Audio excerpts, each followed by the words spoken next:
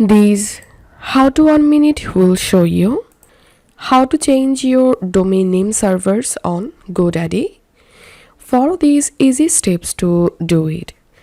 First of all, open GoDaddy and make sure to log into your account. Now click on your profile name, click on My Products, and here you will get your domain. I want to change these domain name servers, so I'm clicking on DNS.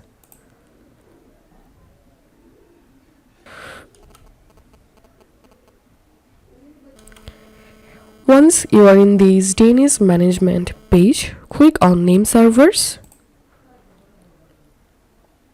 and here you will get your current domain name servers. To change these servers, click on change name servers.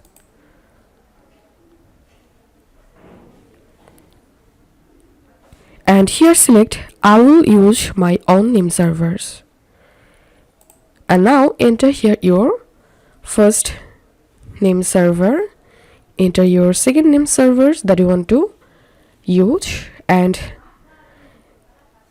you can click on add name servers to add more name servers. Then click on save, and that's how you will be able to change your domain name servers on GoDaddy. If you find this video helpful, don't forget to subscribe how to 1 minute. See you in the next video.